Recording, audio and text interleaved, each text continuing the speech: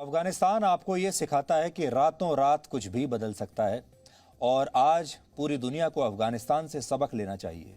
पहली सीख तो ये है, अगर आपका राष्ट्र मजबूत नहीं है तो आपका बंगला, आपकी गाड़ियां, आपका बिजनेस, आपका बैंक बैलेंस और आपकी पढ़ाई लिखाई आपके किसी काम नहीं आएगी। ये सब आपके किसी काम नहीं रहेगा। दूसरी सीख है, अगर आपका देश आत्मनिर्भर नहीं है तो आपकी अपनी संपत्ति की भी कोई कीमत नहीं रह जाती।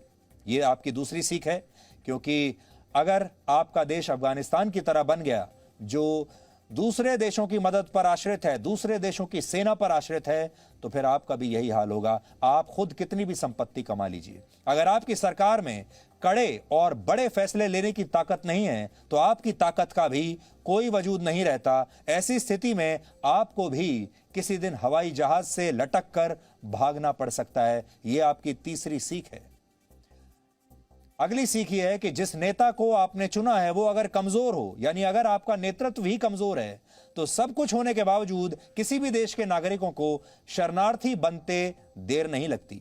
ऐसे कमजोर नेता मुश्किल परिस्थितियों में या तो अपने लोगों को छोड़कर भाग जाते हैं या फिर दूसरे देशों के साथ सौदा कर लेते हैं, जैसा कि अफगानिस्तान में हुआ।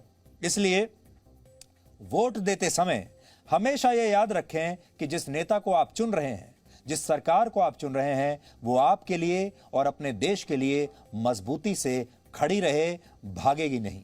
और सबसे बड़ी सीख यह है कि जाति, धर्म, डर और मुफ्त की चीजों के नाम पर आप किसी को भी वोट मत दीजिए। वोट अपने देश को मजबूत बनाने के लिए दीजिए। यह सीख अफगानिस्तान के इस संकट से आज भारत के हर नागरिक को लेनी चाहिए। जाति, धर्म ये सब बाद में आती हैं, मुफ्त की चीजें सब बाद में आता है। जब आपका देश बचेगा तब आप बचेंगे, वरना एक दिन आपको भी हवाई जहाज से लटक कर देश से भागने पर मजबूर होना पड़ेगा। ये किसी के साथ भी हो सकता है।